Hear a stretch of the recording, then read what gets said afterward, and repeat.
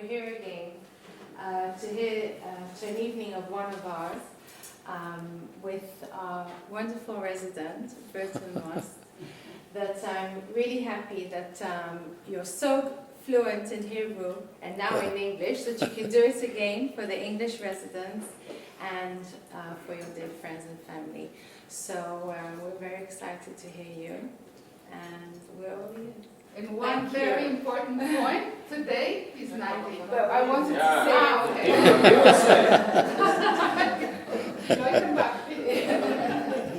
Okay. Okay, Saba. Okay, ready? The show is yours, yeah. Shalom, Erev Tov, and good evening, and thanks for coming.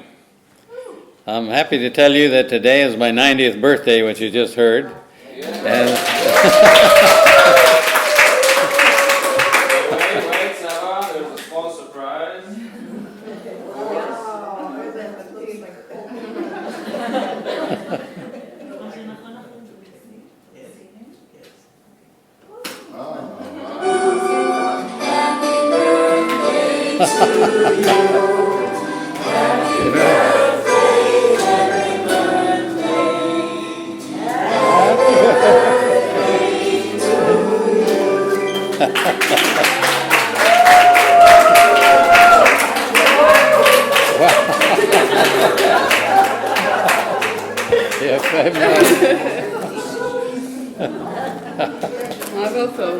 תודה רבה.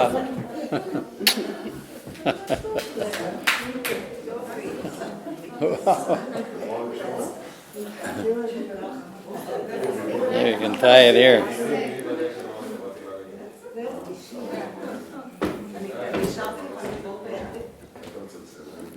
No, it's not.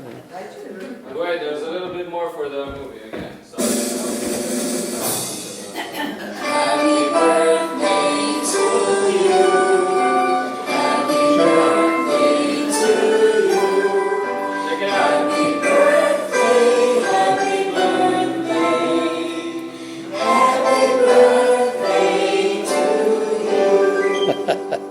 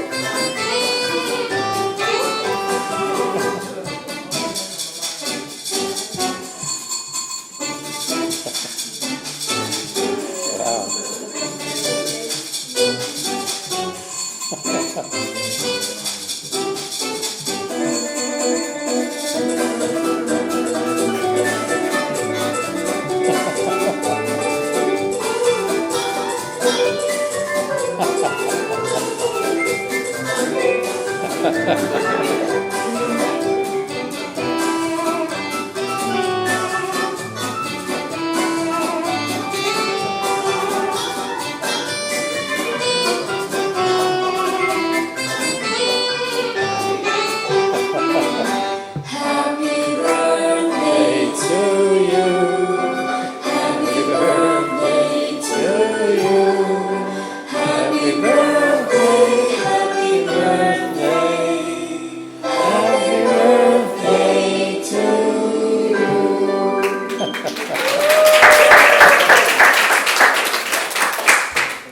תודה רבה מאוד.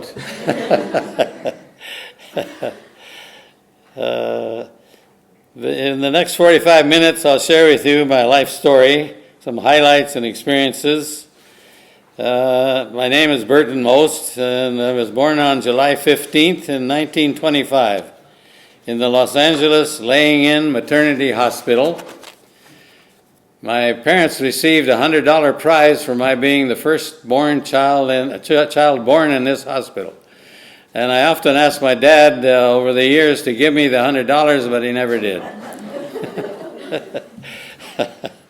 I was the fifth child of 6 children, 2 sisters and 3 brothers born to my parents. My dad, Reuven, was a carpenter who immigrated to the United States in the beginning of the 20th century from a shtetl. No, not the 20th, the 19th century. Whatever. The shtetl was called Tiraspol, was near Brest-Litovsk, which was sometimes Russia, sometimes Poland, and he came to the Wild West in California. My mother, Blanche, came from Samara, Russia as an infant, and first moved to the Jewish section in Manhattan. My mother, as a young woman, was walking in Elysian Park in central Los Angeles and saw my father sunbathing in the nude. They fell in love and got married.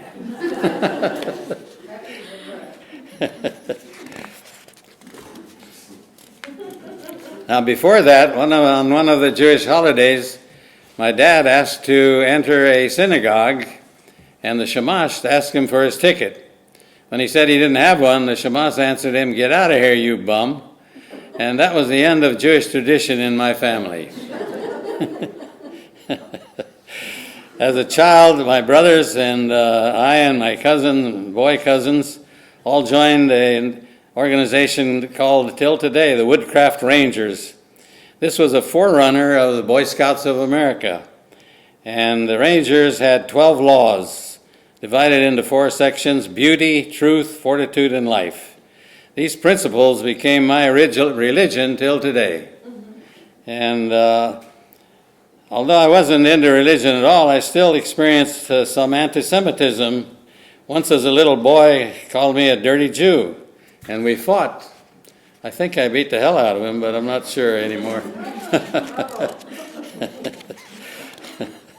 Another time, one of our neighbors painted a swastika on our garage door. Years later, because of Hitler, I started to be interested in being a Jew. My first blind date with a Jewish girl was when I asked the UCLA Hillel rabbi to introduce me to one. On a Saturday night, I rode a bus to UCLA from Los Angeles, and I ran in the rain to the first Jewish sorority, where I was told that my date lives about a mile away in the second Jewish sorority. So I ran a mile there and became soaking wet due to the storm. When she opened the door, she greeted me angrily, and I forgot about meeting Jewish girls for a long time. When I turned 18, I joined the U.S. Navy, and I was selected to be a member of the officer training program. And we completed 4 years of college in USC and UCLA, but it only took us 2.5 years to finish the 4 years. And I was in the Navy the whole time in uniform. I had a lot of adventures at that time, mostly a 6-month tour in the far Pacific as an officer in the Navy. We visited China, Korea, Taiwan, Japan, and the Philippines. During college, before that, I was very much into sports. Became an amateur middleweight boxing champion of the Pacific Coast for a very brief time. I was a junior varsity football player for UCLA when I transferred to USC Engineering School and finished 4 more semesters there. I was playing football on the famous USA Trojans team against UCLA. The Second World War ended a few months before I graduated, and the Navy promoted to be an officer without the usual officer training. I was sent overseas to board my ship, the USS Tortuga, which was a floating dry dock with powerful engines able to approach the beaches, mainly Japan, while carrying many small boats and about 1,000 soldiers. I joined my ship in Incheon, Korea in the dead of winter. And from what I understand now, it's a very modern port, but it was a terrible place then. None of the other officers wanted to go ashore to even visit the place, and after I'd been there for a few days, I decided I'd go ashore, but I only lasted a few hours walking around in the mud and the terrible poverty of Korea that remained from the Japanese having occupied them for many years. We sailed from there to Shanghai, China, where, because I was the most junior officer, I was assigned to be on a shore patrol, which is a military police.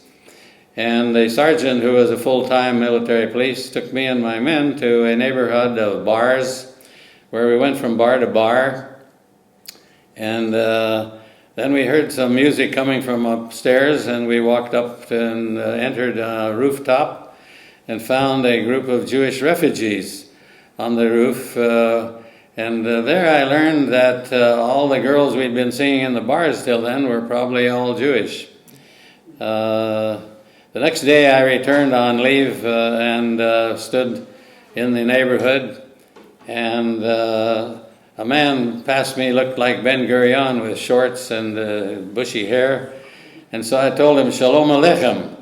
He replied in fluent Hebrew, but I told him to stop and told him that the only two words I know is Shalom Aleichem. We sat and had a cup of coffee with him and two of his friends, and he told me about the Jewish community that lived there in Shanghai. At that time I joined a small group of young Jews who were in the same place, and some of them were planning to immigrate to Palestine in those days, and this got me interested in making Aliyah for the first time. On the way back from, from there we sailed down to Subic Bay in the Philippines, and then we visited the southern Philippines, and on our way back we were caught in a very severe typhoon, and the captain ordered me to assist him during the storm, which lasted a couple of days. During that time we lost knowledge of where the hell we were in the storm, and so he told me to try and use Loran, which I had a brief course in, and unfortunately where we were located in the world there were no stations that we could use properly, and the best result I could come up on was we were about 500 miles onshore in China. So we decided to forget about that, and suddenly the storm began to abate, and we found ourselves just off the shore of Formosa, which changed its name many years later to Taiwan. Many times during that storm we thought we were going to tip over completely, and two naval destroyers which were near us, and we could see them on our radar, and then one suddenly disappeared, and then the second one suddenly disappeared. They simply tipped over in this terrible storm we were in, lost with all hands on board. Somehow, I thank God we were saved from sure death in that storm.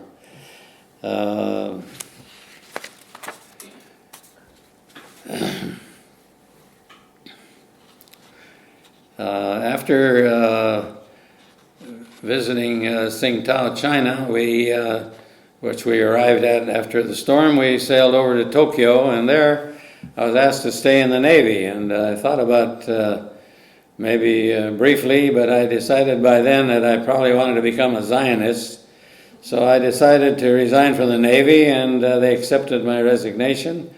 I was released from the Navy after after World War II, and then I started my life and my career as an engineer. My first engineering job in 1946 was after I'd been looking for a job as a civil engineer in several major companies. They were interested in hiring me until they learned that I was Jewish. Finally, I found the Donald R. Warren Company, where the son of the owner was a classmate of mine at USC. And I was hired as an assistant engineer on constructing a dam called the Matilaha Dam near Ojai, California. Now I'm going to skip a little bit, and my family name is Most, which in Russian is a bridge. And my father, when he came to America, was Mostovnik, which was a bridge builder. But at Ellis Island, when he entered, they told him to forget about the Nick and just called him Most. And so far in my life, I have built 35 bridges, together with about 500 kilometers of first-class highways, all of them in Africa. Throughout my engineering management career, I have also worked in many projects in Israel, starting with the Dead Sea, the Hula drainage of the Hula swamps, the Mobile Mime Artsy, which is the major water system of Israel. And then I also was a construction manager on building the Ramon Air Base, which was one of the two air bases the Americans built for Israel to allow Israel to abandon the 3 air bases in the Sinai and give them over to the Egyptians. Did many more jobs, and we'll talk about a little later. In 1950, I married my wife Dahlia in Los Angeles. She was a Sabra, born in Jerusalem, and the secretary to the first Israeli consulate in Los Angeles, which opened in 1948 with the independence of Israel. A good friend of mine, Paul Goldschmidt from South Africa, asked me to join him on a blind date, which he wanted to take Dahlia's roommate out, and she wouldn't go without her roommate, so they asked me to join them. And we of course, let's see, I skipped something here. We fell in love very immediately, and short time, a few months later, got married, and I'm getting a little confused here, sorry. She was a very heavy smoker, and also very beautiful and nice, and she promised to stop smoking before we got married, but she never could. Just before we met, I started to learn Hebrew with a rabbi, and after I met her, I figured I could learn Hebrew from her, but unfortunately my Hebrew is still very poor. A few weeks after we got married, she became pregnant, and 9 months later, my first child, Oren, was born. He's now 64 years old, and right now he's on vacation in Costa Rica with his wife and youngest daughter. And our good friend over here is his son. When Oren was 4 months old, I was still working in Los Angeles, and I was hired by an American engineering company to design and supervise the new water supply system for the city of Tel Aviv. And they moved me and my family to Tel Aviv in 1951. And there I began work on the complete water supply system for the city of Tel Aviv, which is still the main plan of the system, and we began working on it. About a year after we began working there, the original owner of the Palestine Potash Company, named Novomaisky, and that company, of course, became the Dead Sea Works Limited later. He engaged my company, and they sent me to the Dead Sea to decide, if possible and how, to build earthen dikes in the southern basin of the Dead Sea, which some of you perhaps remember used to exist. It's since the Dead Sea level has dropped drastically over the years. It's now in the southern basin is complete with evaporating basins only. So you're to blame. Not really. The main cause for the sea going down is that we've been pumping water out of Lake Tiberias, which is the main source of water to the Dead Sea, plus the storms and floods which occur till now. And so the Dead Sea has been dropping. Also, just historically, the Dead Sea has risen much higher than it was in 1948 and has dropped much lower than it is even now. At any rate, a little sideline of that is, I don't think I mentioned it later, but during my work there, we found out, years later, we found out how deep the Dead Sea is, and probably most people don't realize it, but it's 1,300 feet deep. 400 and something meters deep. So back to my story here, the Dead Sea Works engaged my company, and I was sent, or actually no, the potash company engaged my company, and I was given the job to explore the foundation soil of the sea, the southern basin, and decide if we could build earthen dikes in the sea. And the first time I went down, there was no road to Sdom in those days. It was being built from Dimona down to Sdom. It hadn't been completed for several years later. So we had the potash company had a small plane, and they flew me down. And when we landed on a simple strip there, I got out and asked the pilot, "Aren't you coming?" He said, "No, I never turn off the engine here. If I ever turn it off and we can't start it again, we're stuck. We can't get out of here."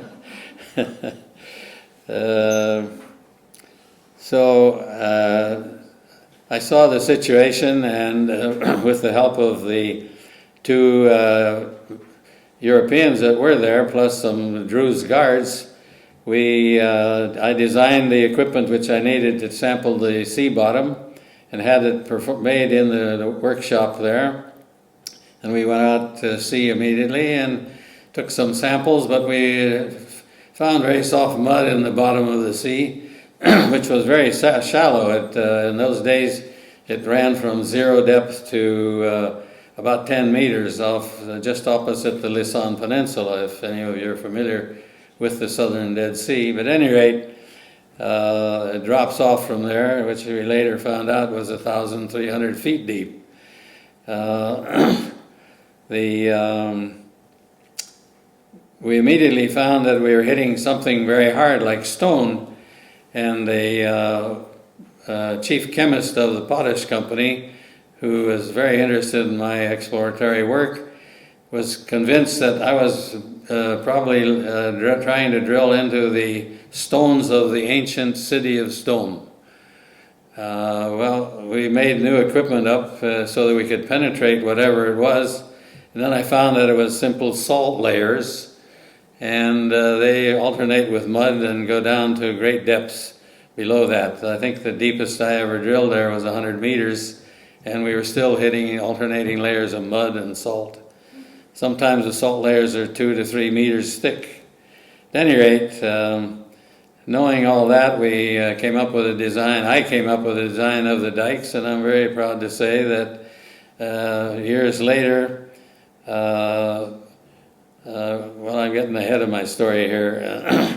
General Mockliff took over the works of the Dead Sea, and after a short time there, I think a couple of weeks only, he heard that I, as a contractor, had been doing some good work down there.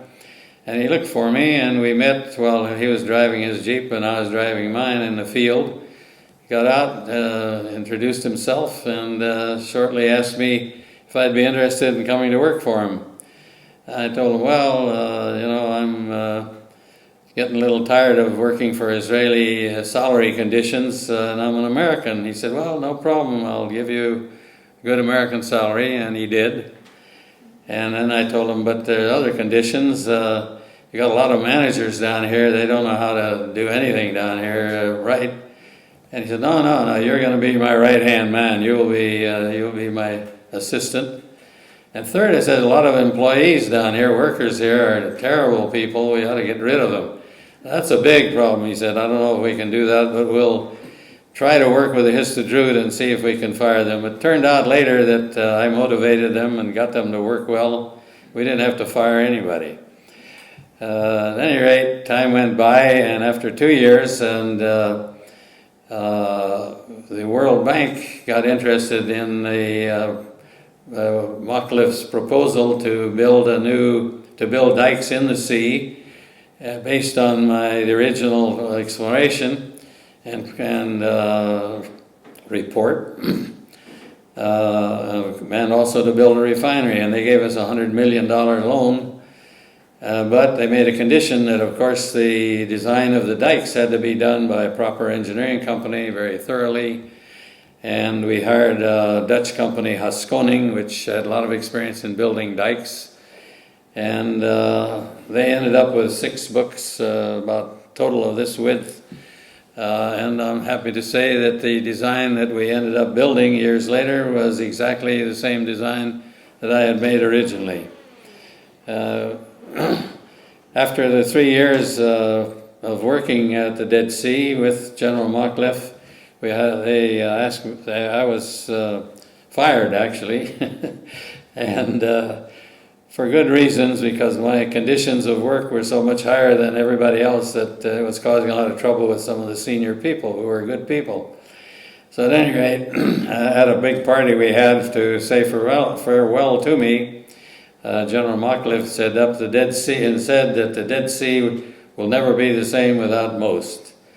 So years went by, and then there was a contract let to build the dikes that I had originally designed, and later supervised the final design of them. And the Construction Aggregates Corporation, which was owned by a man named Zanzibar, who had born in Rishon LeZion and gone to America, to Chicago, with his father as a young boy, where he became a multi-millionaire and a major dredging contractor. And he got the job to build the dikes. And but first I had gotten to know him while he was dredging the Hula Swamps, one of the jobs which I had worked on in building the 2 canals which feed into the swampy area at that time, which of course doesn't exist anymore. At any rate, before I left to work for the Dead Sea Works, I had helped prepare the contract which CAC had won to build the dikes in the sea. And part of the contract was a $200,000 bonus if we had met certain construction project goals within the first year. And under my supervision, we met the goal and got the $200,000. Of course, I never got any share of it, but that's a different story.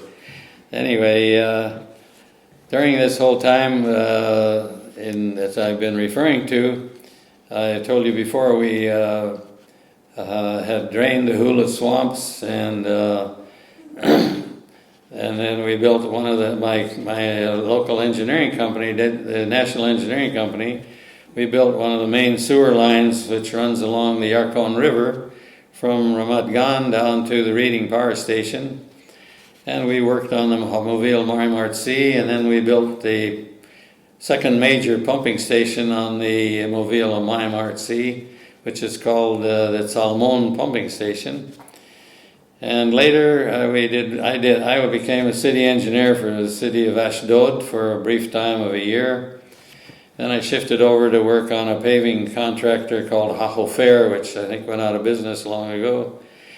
And while working with them, I decided to approach my good friend Paul Schulman, who by then had sold the National Engineering Company to Solel Bonnet overseas in works, and he was working in Africa. And when I asked him if Hahofer, which I was a manager of, could join him in Africa, he said, "No, but we want you to join us."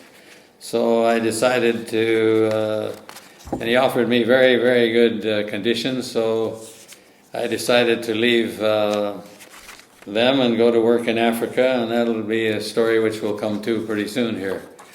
Back in 1956, my family and I moved into a very nice house across the street from here at Rehov Hanassi 119.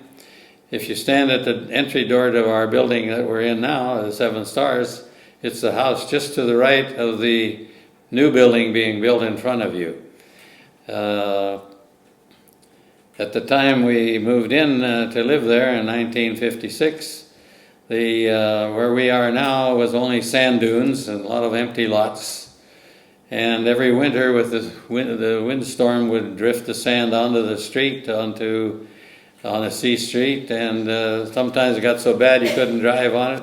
Had to bring in bulldozers. The city would bring in bulldozers and clean it off. Then after a short time of living here, they built a hotel called the Validor, which was in the exact spot that we're in now. That's all history. They tore that down, I think 16 years ago, and built this place, which we're all now living in now. Back in 1959, my second child was born, and that's Tamar. Where is she? Just stepped out. Just stepped out to prepare something for us after we finish talking here, I think. At any rate, she has 2, her husband Yossi is upstairs preparing something for our eating after we leave here. And Eleanor is here. That's Eleanor. And Guy, I think, is upstairs too. You'll meet them later when they come down. So at the time that Tamar was born, I was working at the Dead Sea, which I have described before. And at that time, there were no telephones to the Dead Sea. And, everything was by radio. And the Beersheba office had called the radio station. And then they had called me on my car radio and told me I have to come to the radio station in the Dead Sea, of course, to get a message. I said, well, tell me the message. No, you have to come here. We want to talk to you. So I came, I drove in and walked up the hill to the station. And I was learned that my wife had just sent a message. She'd gone to the hospital to give birth. So I turned, and that I should come home to Herzliya. Well, I walked down the hill, and a big truck of my workers came roaring up the road shouting, Mazal Tov, Mazal Tov to me. I said, well, what the hell are you talking about? They said, well, we just discovered water in Tamar number 5, well number 5. And so when she was born as a girl, we called her Tamar.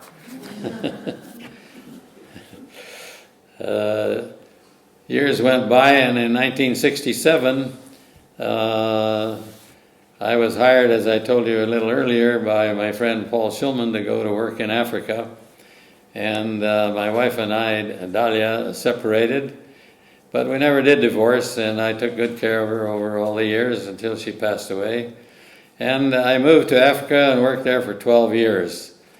I first replaced a project manager in eastern Nigeria who wasn't getting along very well, and worked for another 12 years of various projects in Africa.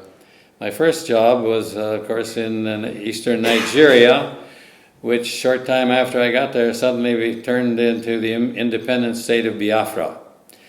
And by sheer chance, the governors of eastern Nigeria had a brother who was working for me as a young engineer. And through him, I arranged that I could meet with the governor who was actually in charge of our work. So I drove the 8 hours to Enugu, the capital of eastern Nigeria. And in the morning, I was listening to my radio, and I heard that during the night, the eastern Nigeria had declared to be the independent state of Biafra. So probably most of you remember hearing about Biafra. Had a very short lifespan of a couple of years, but at any rate, I assumed that the governor would be too busy to see me, but I called the governor's mansion, and I was told, no, he wants to talk to you. So I arrived on time, and we spent 2 hours or more alone in his office, became very good friends, and over the next few months during the war, I visited him many times, and at that time we were building the road between Calabar and Ikom in eastern Nigeria, which was at that time Biafra. But the federal government of Nigeria demanded that all expatriate workers leave eastern Nigeria or Biafra. So I took all my foreign workers to in a convoy of cars, and we were driving to Port Harcourt, to the nearest airport, which was about an 8-hour drive. And on the way, I was listening to the radio and heard that a war had struck out. The 6-day war in Israel had just begun, and we couldn't hear any news from Israel. There was a news blackout, and but. A day later, I left the convoy and told them to go without me, and I returned to our camp to start closing up our business there. And the next day, I heard on the radio, I finally got through and listened to a voice of Israel very faintly coming through and saying the real truth that they had destroyed the Egyptian air base on the first day of the war, and they were winning the 6-day war, and therefore I felt much more comfortable being that far away from and not being able to be back in Israel, my home. any rate, time went by, and a short time went by, and unfortunately, Biafra began to lose the war, and the governor himself was planning to leave shortly to save his life, and he agreed, or he suggested that I get onto one of the airplanes which had been bringing in armament to him from Portugal and from Europe, and we were flying back empty, so he put me on one of the empty flights, and we flew back to Portugal, and I called up my good friend Paul Schulman in Haifa, and he said, "Where the hell have you been? We've been looking for you for a couple of months." And I said, "Well, I'm stuck in Biafra." He said, "Well, don't waste any money on the phone. Go to Rome and get a visa to enter Somalia and go to Kismayo, Somalia, where we're in charge of building a port. And you have to replace the project manager there." And I said, "Well, where the hell is Kismayo? I never heard of this place." He said, "Don't waste money on the telephone. Go to Rome and get yourself a visa to Somalia and go and take over." Well, 3.5 years later, actually I should say that while waiting for my visa in the office of the consul, they had some literature about Somalia in which described that it's a beautiful place, very well known for its birds. And after I'd been there a couple of days only, I decided this place is really for the birds.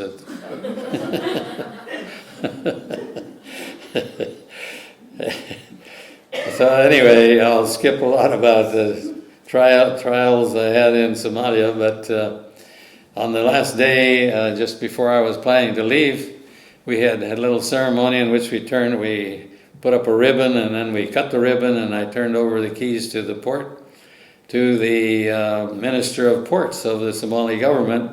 He turned to two Europeans that were standing by him and handed them the keys. So I found out, I asked, "Who the hell are these guys?" They were total strangers. Turned out they were Russians, and the Somalis turned over the port, which had been built by my company and with American funds, to the Russians.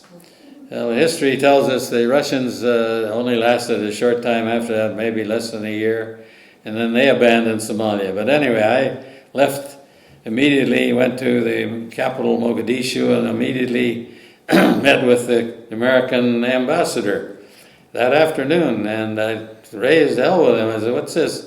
We lost money building this thing, and we did a perfect job, and now they turn it over to the Russians." He said, "I'm very sorry, I apologize, but there's nothing we can do about it because we are closing our embassy and leaving here in the next 10 days. And that was many years ago. I think it was 1970, and the American government has never gone back to Somalia till today. They've done a lot of things there, and they're probably flying over there all the time now, but they never established any office in Somalia. Next job we came along was building a highway in Ethiopia, also 150 mile long, 225 kilometers. This was connecting Addis Ababa to the Kenya border. And because of the weather and the heavy rains during some parts of the year, I figured out how to work all year round by building 4 camps, and each one in a desert where the weather was different. So that when the rains didn't allow us to work where we were, when the rain started, we simply moved everything to the next camp down where the weather was a little drier, and even the rains were beneficial to help us get water and so forth. And we figured out how to work year-round, and we did a very successful job. But unfortunately, during that period of about 4 years, there were several revolutions in Ethiopia. The first one, the Haile Selassie, the emperor, had gone on a trip to South America, and his son, we believe, led the troops in a revolt against him. He returned and he defeated the revolutionaries, hung them all in the main square in Addis Ababa and kept them hanging there for several weeks to remind whoever had any ideas about a revolt what would happen to them. That was the first revolt. Then, of course, the second one happened later. I happened to be staying in the Hilton Hotel in Addis Ababa, or across the street from the Emperor's Palace. And during the night, we heard a lot of gunshot all night long, practically. In the morning, we learned from the news that there'd been a revolt again, and the revolutionaries had killed 75 of the senior government officials, but they didn't harm Haile Selassie. They kept him on as the emperor. And during that time,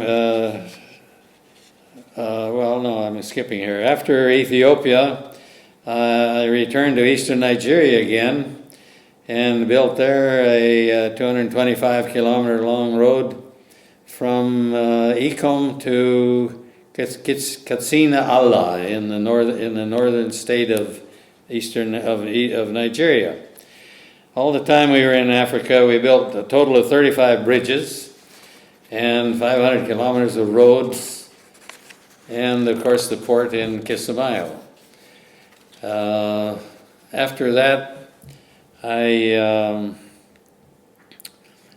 came back to live in Israel, and I did. I came back because the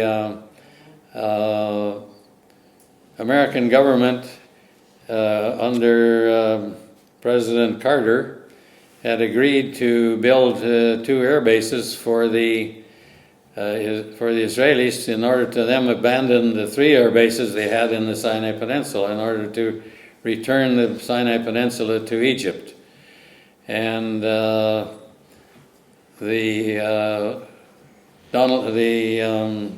Atkinson Company, Guy F. Atkinson Company, which I had experience with in my first years of work in America and so forth, won one of the contracts to build a Ramon Air Base. And my son Oren heard that they were looking for a guy just like me. He called them and asked them if they're interested in me, and they said, yes, where is he? Fortunately, I at that time was still leaving my work in eastern Nigeria. And fortunately, I decided to come home on leave. At that time, when I got home, I was told that my son is looking for me, and I called him, and he was studying in America at the time. Told me to contact the Guy F. Atkinson Company, which I did. They said, yeah, we're looking for you. Come see us in San Francisco immediately, which I did. And I was hired to be the construction manager to build a remote air base. So I left my work in Africa with Salil Benet, and let's see, I'm skipping around here. I think I'm getting a little confused here, but anyway. Okay, go on. We finished that job very on time. I was the first guy to go to the site of the air base, the Ramon Air Base. And at the very end, when all the Americans left and there was just a few odds and ends to be cleaned up, I was left behind to finish all that.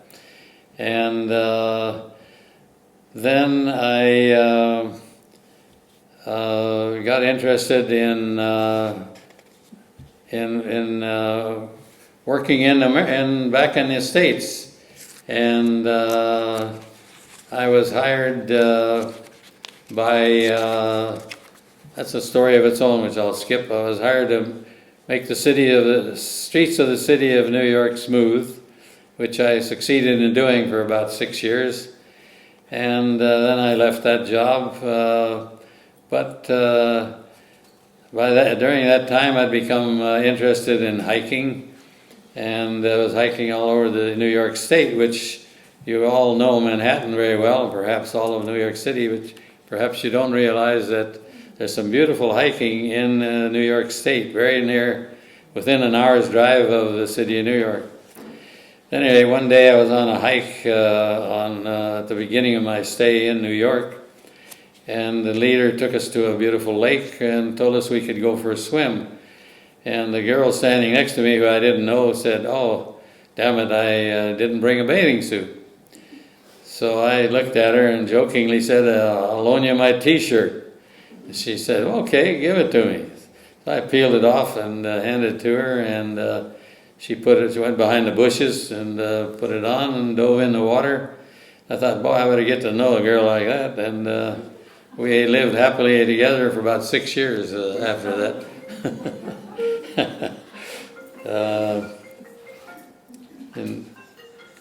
In 93, I finished working for the New York City and hoped to go to China to build dirt roads in Manchuria, where they were badly needed.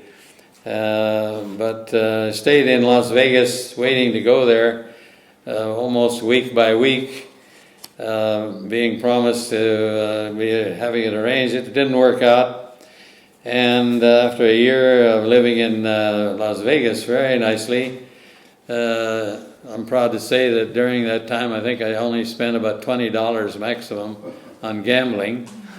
But most people don't realize that there are high mountains very near there, and in the summertime, when it's so hot in Las Vegas, much hotter than here, of course, you can go drive up to 8,000 feet elevation on some of the mountains, and then you can hike from that high point up in cool weather. Then during the winter, the mountains are full of snow, so you can ski there. But very close to Las Vegas itself is a place called Red Rock Canyon, which is a beautiful place for rock climbing and mountain climbing. About a half-hour drive from Las Vegas. So I had a very interesting and pleasant stay of a year waiting to go to China, but that never came through. So I decided to come back to Israel, where unfortunately my wife Dahlia was getting very ill, and so although we'd been separated many years, she got sick, and I returned to Israel to help her. My children, Oren, Tamar, and I took good care of her until she died in '97. She was a lovely woman and a good wife and mother, and I was very happy to hear once that she told one of her friends, who I don't think is here today, but that I was the best husband from all the group of her friends.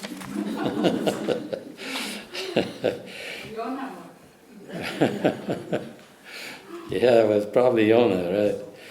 I was when I left work the first time for the city of New York as a commissioner, they had a condition where you could stay out of work for up to 5 years and be reemployed under your old conditions if they needed you.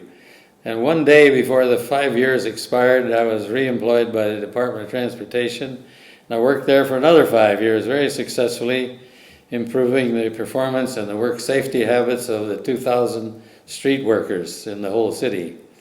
But after those 5 or 6 years in 2003, I was fired again and happily left. So a short time after that, I took up more serious mountain climbing.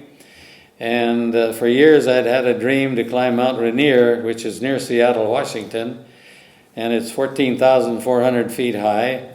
Whereas the highest mountain in the United States is Mount Whitney, which is 14,430 feet high, or something like that. Just a little higher. And I've climbed Mount Whitney 3 times. And so I invited my grandson, Omer, from Israel, and my nephew, Steve, from California, to try to make it with me to the top of Mount Rainier. And we joined an organized group, and they took off at quite a pace. I was unable to keep up the pace with them, and required assistance of one of the guides to carry my heavy backpack up to an elevation of 10,000 feet, where we spent the night until 2 o'clock in the morning. And they told me I can't go on to the top with them because I was not keeping the pace up, and that would hold everybody back. So Omer and Steve kept climbing, and they reached the peak, and I waited for them back at the camp, and they came back down. We went back down safely. we carried up your spirit. Right. Back in New York, in my second time around, I was joining a very good friend of mine who is a very strong mountain climber and hiker, and we were training to climb a mountain in Ecuador, which he had tried to unsuccessfully climb a couple of times. So we were practicing on climbing Bear Mountain in New York State, about an hour drive from Manhattan. And one morning we went to practice. We ran up practically 3 times up and down. Then at lunchtime we stopped because we knew there was a terrible storm starting any minute now. So we had lunch in our car and cars and drove home. And unfortunately on the way home the road became very icy from the storm. And I had a car accident which broke my pelvic bone in 4 places. And that was the end of my mountain climbing. And since then, I haven't really done any work to speak about. In 2004, I moved back to Israel and continued to enjoy life here. And I feel very good and happy to be here in Israel, close to my family and 2 children and 5 grandchildren. And now we have a great-grandson who was here until a few weeks ago visiting. He's only 6 months old now, and he's back in Los Angeles where he lives. Somehow I looked for an apartment from where I was living at the time, and looked at actually four assisted living places, but I didn't like any of them. And so one day my daughter and son came and said, "We want to show me something." They brought me here to where we all live now. Walked up to the apartment I'm now living in on the 3rd floor. But I immediately felt at home here, and I moved into the 7 Stars in July 2014. And it's almost exactly a year and a couple of weeks, or a month now, that I like it here very much. And I'm living here very happily until today, and hoping to be here for many more years with you all. So. So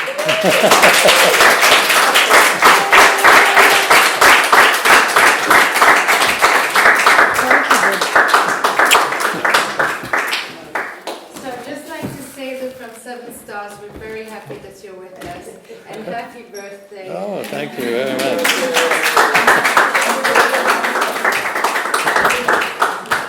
תודה רבה. בבקשה. Oh, יופי. Maybe I'll give this to you, huh? 45 minutes. Yeah? Are you going to put that into your book? What's that? Are you going to put it into a book? No, but my grandson there is going to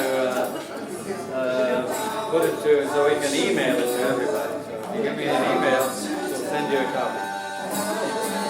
Okay? Very interesting life.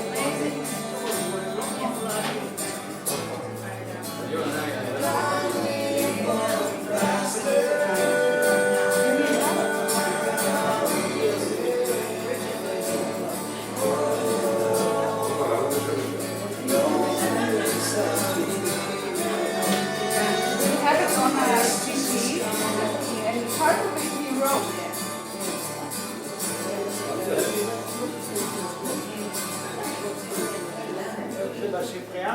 That's the next stage.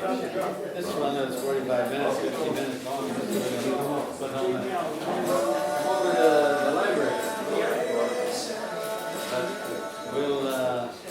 But I'll make it, if I get around to it, I have a lot more to say than what I said here. A lot of detail.